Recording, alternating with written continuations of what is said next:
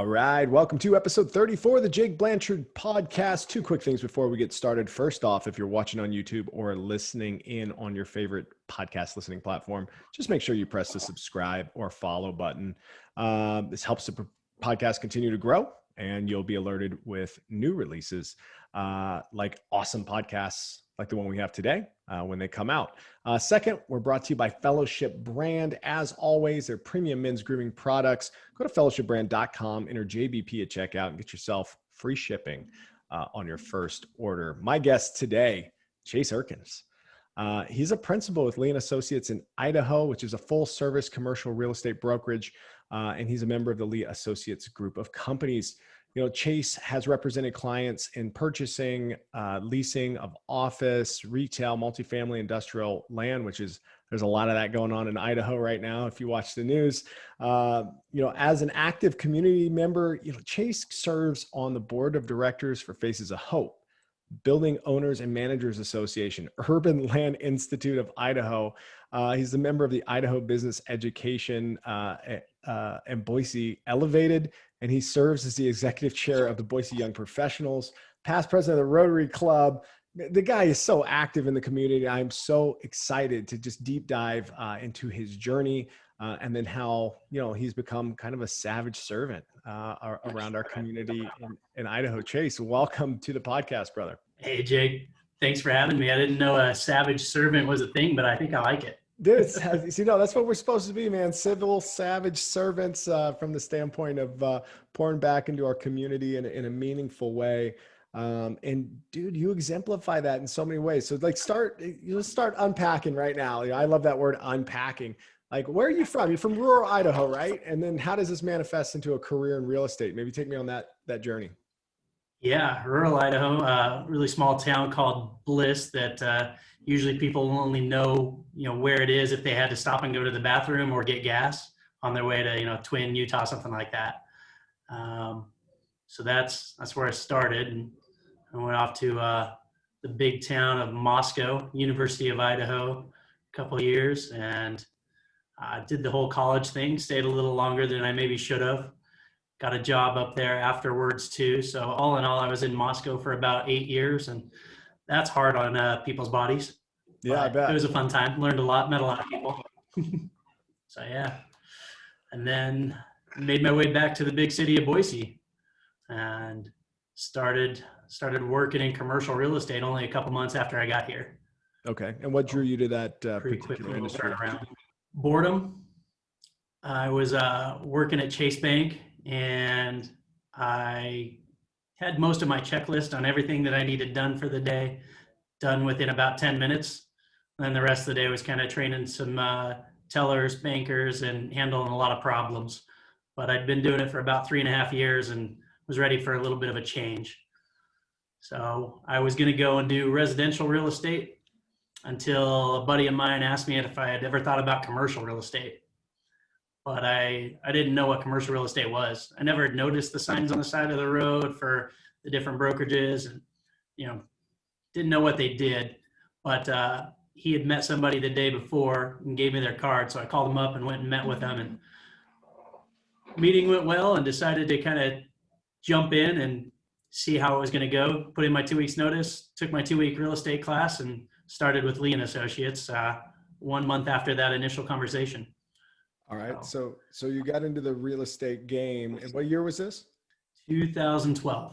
Okay. That's an interesting time to get into the real estate game, my friend. Like there's kind of I guess 2008 was where things started kind of crashing. I guess 2012 was when things were starting to climb back up. Yeah. Yep. So they were still a little rough here in Boise. We usually trail some of the bigger markets on those. But yeah, 2012, we had probably just started our last little upturn right there. So it was still, most of the brokers in my office that were seasoned were still doing small leases and just kind of taking whatever was coming along because it was still pretty slim. Yeah. But so a good time to learn. So, I mean, obviously in these last 10 years or so, Boise's just been growing so much. This whole, not just Idaho, but obviously the Treasure Valley is growing so much. Like, what's going on today as far as real estate goes? It sounds like everybody I talk to, one, knows somebody that's moving here, and two, it's a really interesting world from a commercial standpoint as well.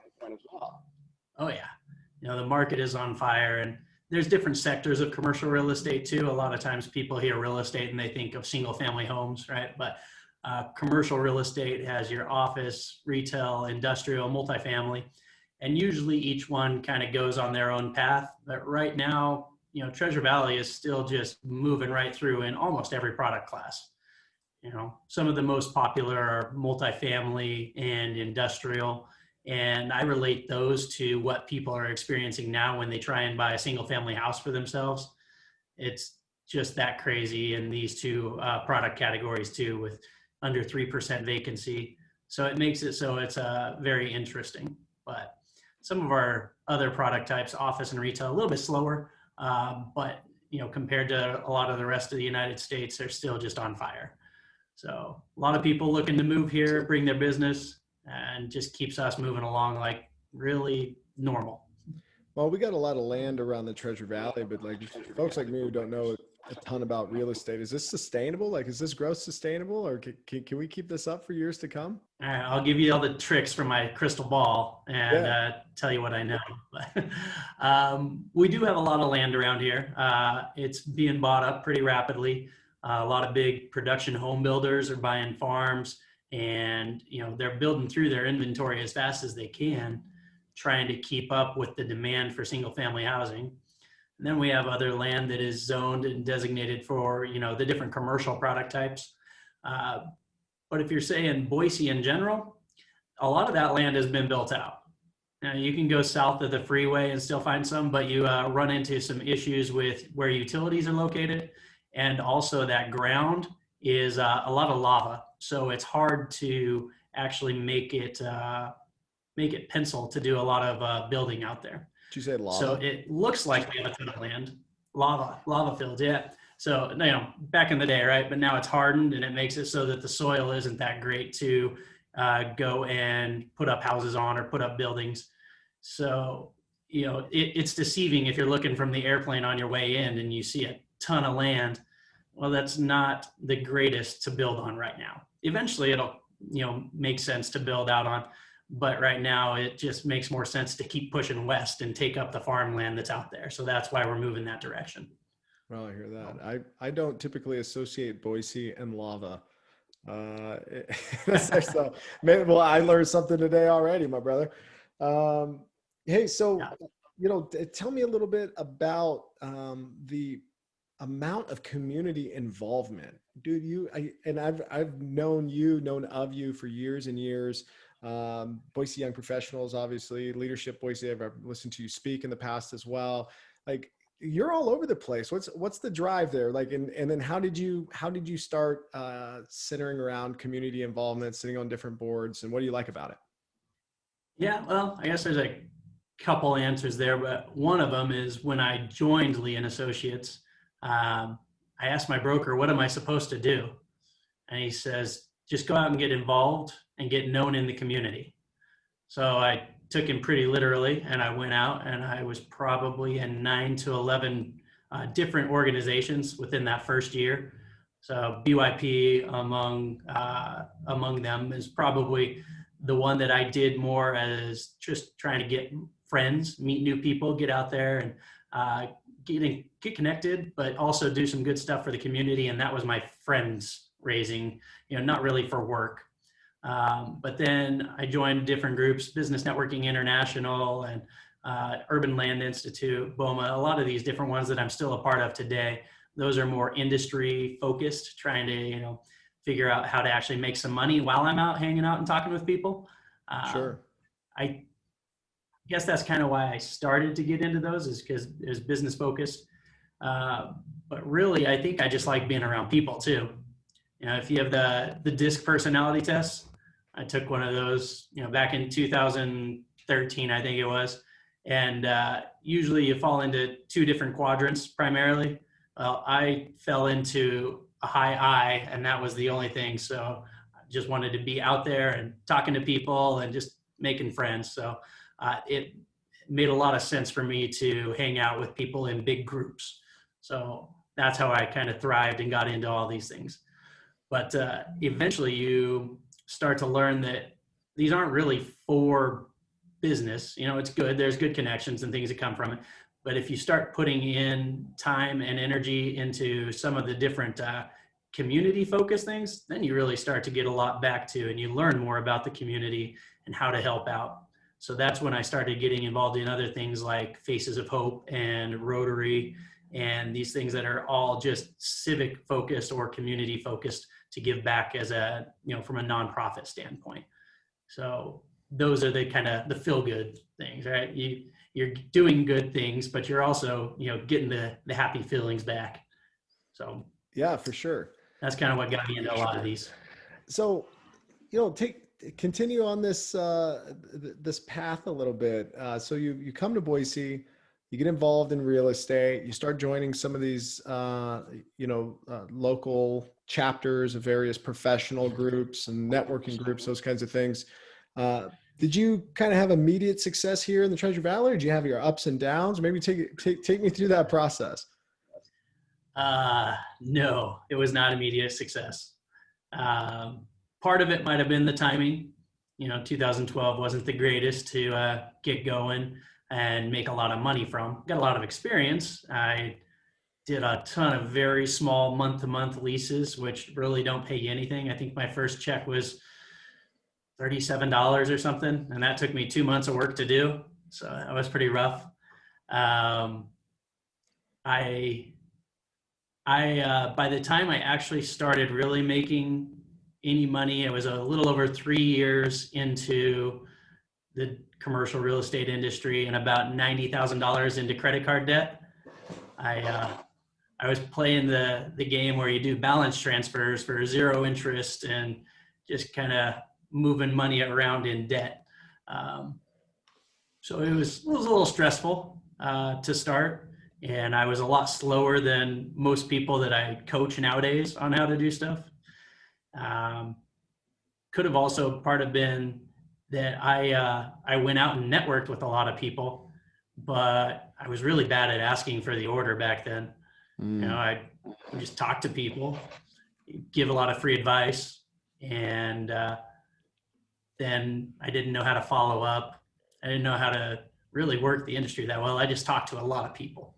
So a lot of learning happened in those first 3 years to figure out how to actually make money in this business. Yeah, so tap into that mindset.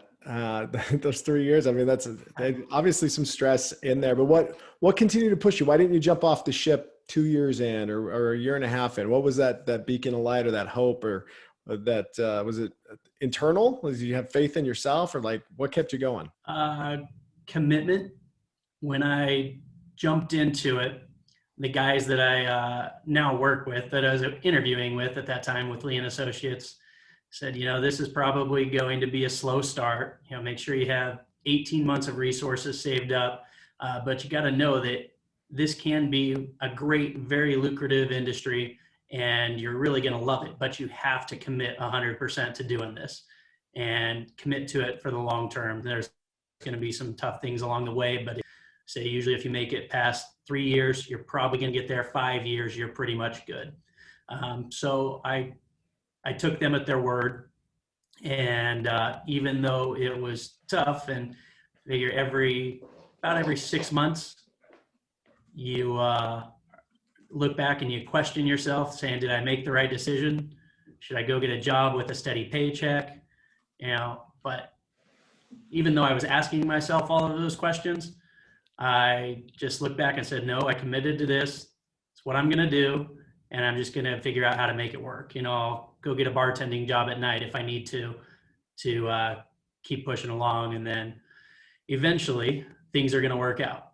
So that was my mindset going through it. And so you had your expectations. You had your expectations set early on that this is a war of attrition. Yes. Wow. Yep. And is the market still like, is that how it is today? Still, like, I imagine it's probably even worse as so many people have kind of entered real estate, man. You can't, what they say, you throw a rock and you'll hit a realtor here in Idaho. Yes, we hit records every week in the amount of real estate agents in the state too. I think I want to say the last numbers I saw were over like 14,500 in the state. And back in the height, 2006, 7, we were at 9,500. So there's a lot more agents now than there was even back then. So, but yeah, the market is more competitive now. I won't say it's easier now that I have, some better name recognition and a little bit of knowledge, but our company as a whole, people know who we are. We're back in 2012. We were a very young company at that time. So you'd make a phone call and people would say, Lee who? Right? It's usually not like that anymore. So we've been around a lot more, have a lot more experience in the market, and that kind of helps things along.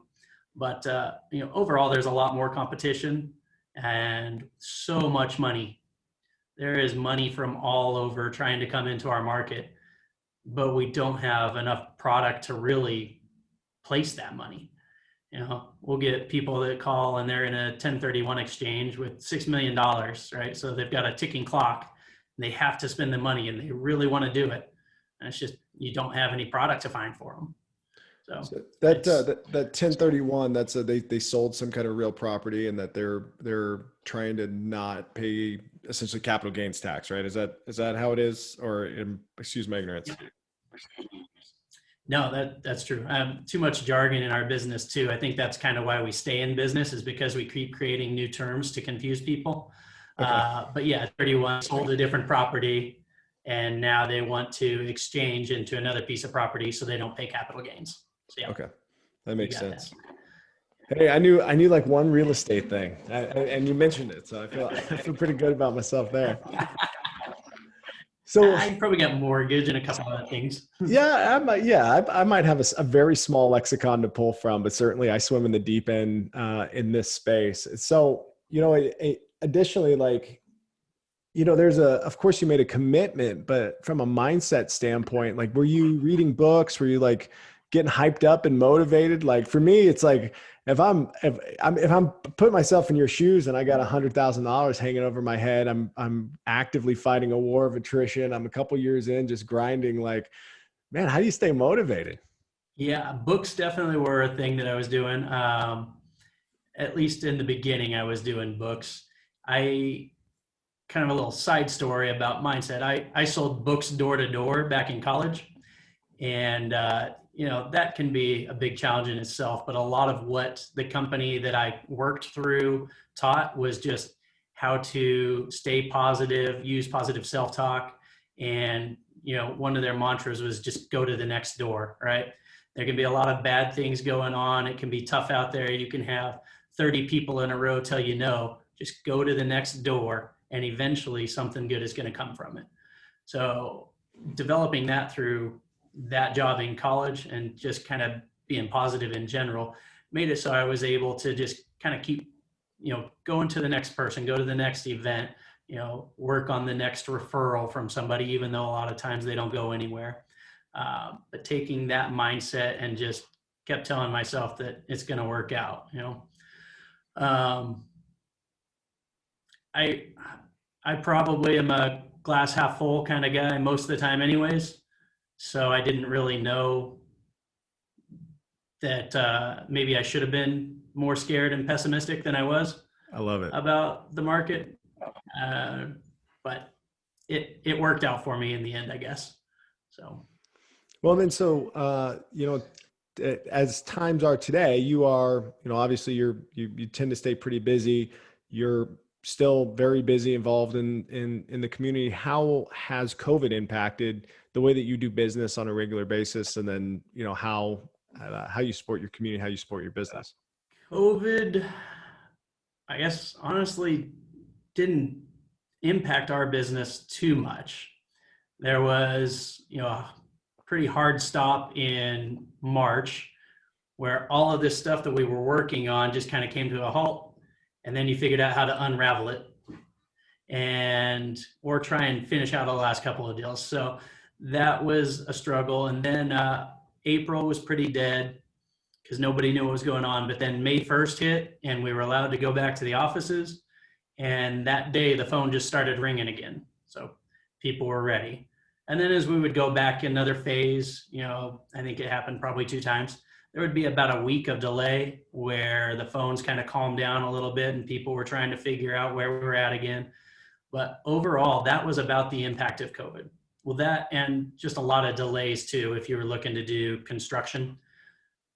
The construction industry has been more affected by COVID just because supplies, trying to get wood, trying to get metal, those kind of things slowed things up. So I had a lot of pent up deals that started early on last year and just finished up 2 weeks ago.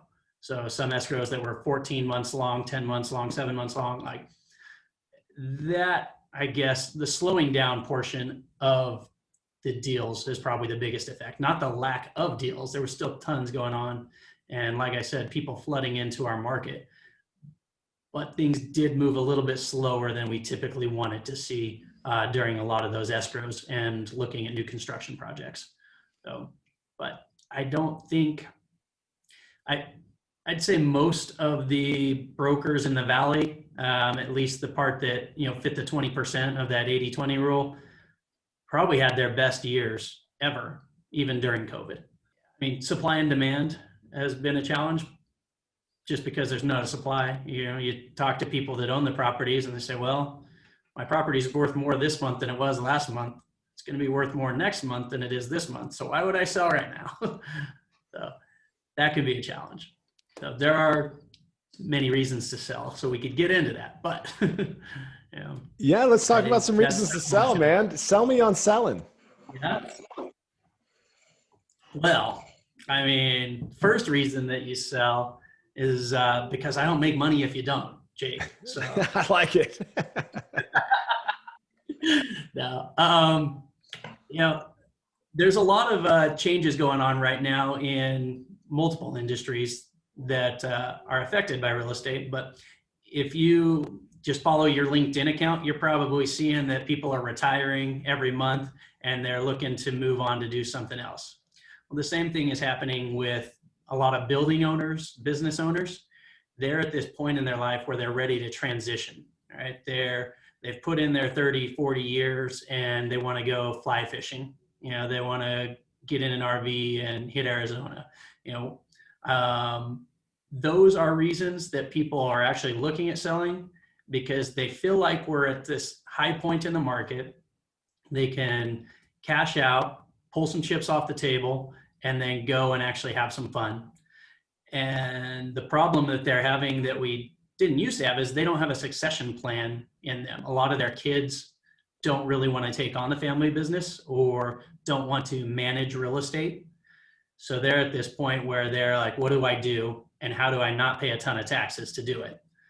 So that's kind of where a lot of our 63 to 70-year-olds are at, trying to figure out what this next step and this next transition is. That's why a lot of people are selling. Another one that's kind of part of that is they do think that we're at the high point. So even if they're in their 40s, 50s, they've gone through this once or twice and they're thinking, man, I can get a lot of money right now compared to what I paid before. So maybe I should just pull some money off, pay the taxes, put it in the bank account, and wait and see if there's going to be another correction like I caught the last time or the last 2 times.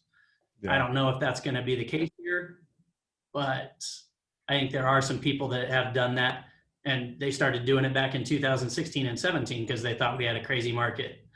And they were right, but now it's, twofold. Those are kind of the main reasons people look to sell. I was just kind of tangentially related. I was at a friend's house not too long ago. They had just new build out in Cuna, and they were there's still a lot of construction going on in the subdivision that they're in. And he was saying that they were building the same house, the same floor plan of that house on the same lot size for like $60,000 to $80,000 more. And within a year, within a year, like nothing's. So is it the building materials or is it just the demand? Like so many people are headed out this way, or is it both?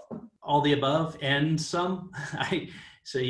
Supply and demand is the biggest factor on it, because I won't say that it costs that much more to build that house, but there is that much more demand. So the builders can put a higher price on it. But at the same time, I mean, they have seen a spike in lumber and in metal and in subcontractors pricing, but a lot of it's just that supply and demand factor, right? I got 20 people putting in an offer on a house and I put it at 600,000 and the offers are coming in. Now they're at 650, 675 and 690. Well, the next person down the road is going to look at that comp and they're going to price it based off of what it sold at the 690, right? Yeah. So builders are seeing the same thing. Say we sold that to them a year ago for 90,000 less. So why don't we take the $90,000 and say, make a little bit more profit? I hear that. It's happening in CUNA a lot. Star is having that right now. A lot of these, towns that have been smaller are growing extremely rapidly because that's where the land is at. So Star's turning into Little Eagle, people like it. I keep hearing that, man, for sure. Hey, let me pivot on you again. I see you got a picture of your family back there over your left shoulder. I know, proud father, of course. How's that been, man? And talk about your family for a minute. You got a couple of kids. How do you balance work and all your community involvement and your kids? And take me through that. Kids are amazing. They change your life a ton. So I got married 3.5 years ago now. And my wife had 2 daughters from a previous marriage. So I married in, and the guys in my office like to joke, Insta-dad, just add water, right? So I went from, 31-year-old bachelor, going out too much and playing to father of 2 overnight. That was a game changer. It also, coincidentally, is when my career started to take off a lot better. Just a lot more responsibility and maybe a little bit more drive to get up and succeed, more to provide for. And then, after a year of being married, my wife and I had our first child together. So he is now 2.5 years old, little boy, first boy for us.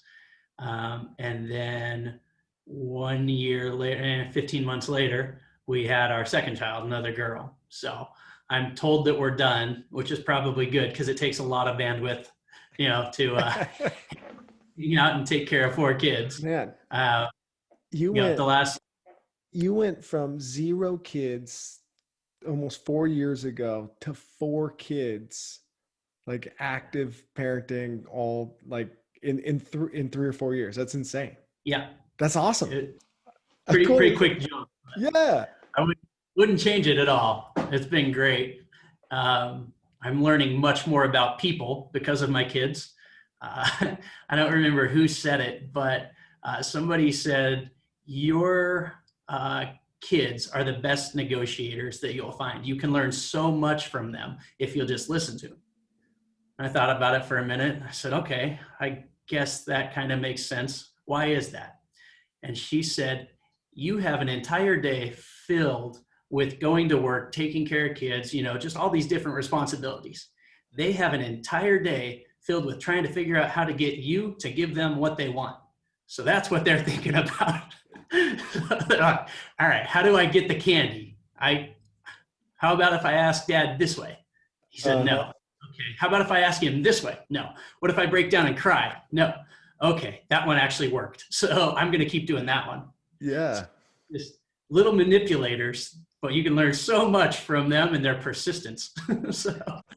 Yeah, that's it's such a, like I said, an interesting thread to pull here on the fact that the sentiment of having that family, having that feeling that sense of responsibility. I mean, obviously helps your career take off. Maybe pull that thread a little bit more for me in the standpoint of like, did your time compress? That's what I felt when I had my son, and especially when I had my daughter. My time just compressed. I just didn't have much of it, so it forced me to like really organize. Did you feel the same way, or how did you come to terms with that?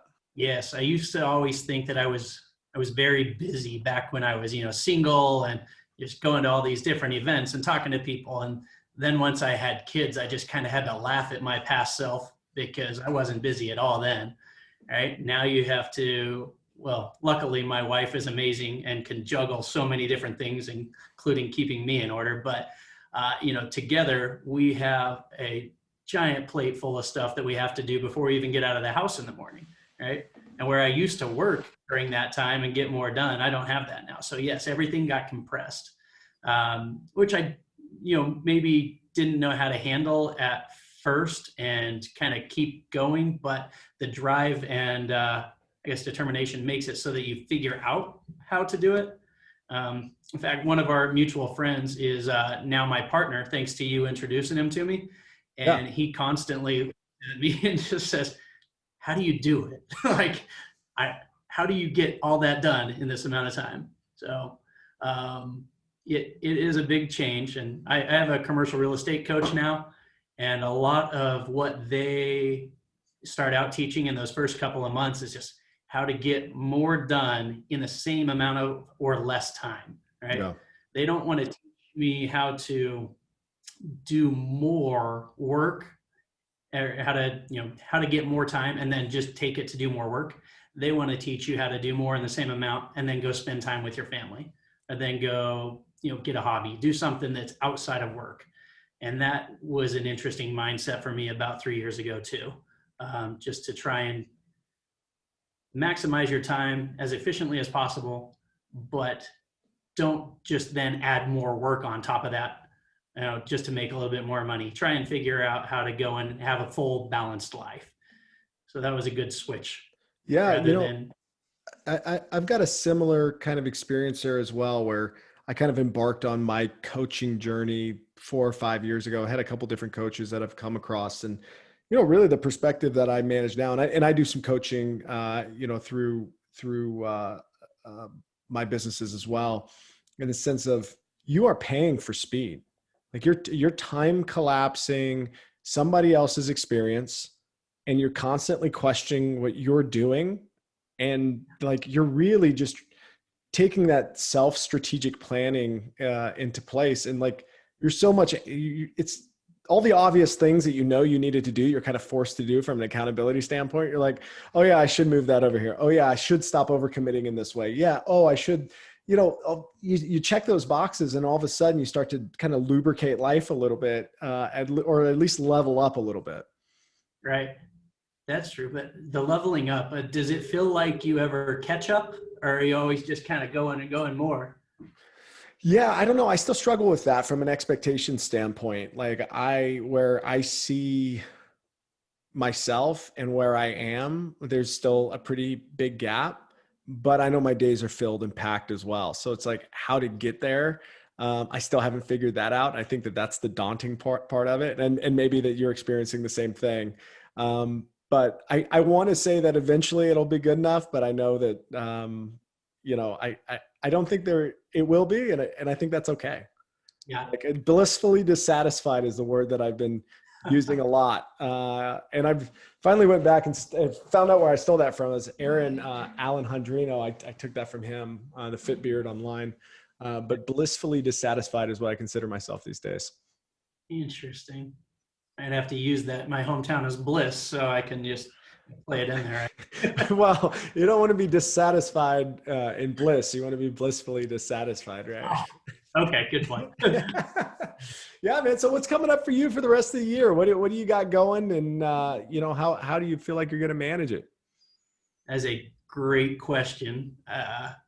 Right now, I'm trying to keep everything just moving in one direction. The last 3 weeks, I've been in, gymnastics has kind of ruled my weekends. For the 2 older girls, we went to Dallas, and then we went to Daytona Beach, Florida, and then just got back from Rexburg yesterday. Okay. So got another couple meets that, we keep taking off part of the week, and that makes the business life, a little bit harder. So just trying to balance and juggle a lot of things. I must be competing at a pretty high level if you're traveling nationally. Go do some of that. What's that like? Well, they're very driven and motivated girls. So I guess we just kind of want to help them along the way. They do really well. Usually, Harper, our oldest one, is usually in the top 3 competitions when we go. And the talent that's in some of these other states is a lot higher than what we have here. Okay. To the sense, I kind of insanity. Like kids in these, in Texas and in Florida, they have to do homeschool and they do 20 hours a week in a gym from when they're 5 years old on. We don't do that up here, but that just means that there's a lot of competition down there. So they like to go and just kind of get a different feel for things. And it's good to give them that different perspective on life.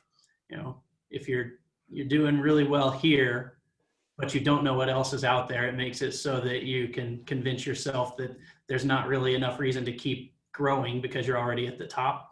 But when they get to go and they get to see these other people that are, probably heading to the Olympics, it just makes it so that they keep learning and striving and practicing harder. So. Yeah, I think that's such a cool point. Like it's okay to be a bigger fish in a smaller pond as long as every now and then you can find yourself into the ocean, right? And you kind of know how big fish get out there, you know how big ponds get. And it all puts it into perspective. That way you know how you want to navigate life, I love that. That's cool. So you got gymnastics going, you're flying around the country doing a little bit of that. What else? Yeah, so that should finish up soon, but just on the work life, always trying to improve. Right now, we just got to figure out how to keep pivoting with the market and see which industry is going to be the growing trend. I'm not a specialist. I don't specialize in office or retail or anything. I'm a generalist. So I can look at the trends and say, all right now it makes a lot of sense to try and find, say, high density land, for multifamily products or industrial land, because those are the sweethearts right now that everybody's trying to find. So keeping on those trends and figuring out how that we can help our clients better maneuver the market and still try and make some profit in a market that's become pretty slim is what I'm focusing on right now. How to provide more value for our clients so that they can keep growing their portfolios. So That's the great. next. And you're a golfer as well. You get any chance to get out lately? Play any courses while you're out there in Dallas? Not in Dallas. The month before, I played down in Scottsdale. Oh, nice. That was pretty fun. Good to get out and brush off a little bit of the rust. Played a couple rounds, a couple different courses there. I wouldn't say I'm a golfer. I'd say I'm a person who golfs. Aren't we all, man? I was down in Vegas. I hadn't picked up clubs in 6 months. I played a couple weeks ago when I was down there, and I hit a ball kind of sometimes, but it definitely didn't resemble the game of golf that I know or see on television. Yeah, right. Well, sometimes those guys mess up too, just not nearly as much as we do. No, not at all. Looking forward to some of that a little more. I'm a fair weather golfer, though. I mean, I want it to be at probably 60 degrees or above. So we're getting close here. I've turned down a couple of invitations recently, but soon I hope to get out there and start taking advantage of it a little bit more. That's great. If I can get any better at that. Well, hey man, how do people look you up? How they find you? I know we talked Lee and Associates, but do you do stuff on social media? Do you give kind of consultations, advice? I mean, this is, like I said, in especially in Idaho, it's kind of a crazy market right now. So how might somebody seek out Chase? Yeah, well, thankfully, my wife works with me also and does my social media. So I do have a social media presence out there. There you go. Type in Chase Erkins and find me pretty easily. And my cell phone number I have on all my flyers and our webpage, everything. So pretty easy to get a hold of that way. And I try to be very responsive to email, text, phone calls, either way, just not when I'm with my kids. So if it's at night, I probably won't get back to you until in the morning, but Google's the easiest way to find me. Just put my name in. Heck yeah, man. Hey, well, listen, as we're wrapping up here, I want to kind of pull out a couple of takeaways. One, I love the journey of just kind of entering a market because you're bored. I think a lot of people can kind of relate to that. You were there, I think, in a good time, right? We had just seen where the market had crashed, and here it was, but you took a chance on yourself. And I think that's where we're at right now today. In current times, is that it would behoove a lot of people to take chances on themselves, as long as they're willing, to your point, to just kind of work and to go put themselves out there. The thing I love about you, man, service before self. You're out there serving the community. You're out there understanding that networks lead to great things, but the perspective that you shared about starting to kind of see the other aspects of it and supporting the community. I'm a big fan of yours, man. I really appreciate you sharing that perspective. And I hope this encourages folks to go all in on the things that they want to do. And then also to certainly give their time back to a really great community that we have, especially if you're listening here in Idaho. So Chase, looking forward to having you on again, man. My man, I learned a little bit too about lava. So thanks. Lava rock. There's no active lava. No, there actually is active lava, and we're all full here in Idaho. And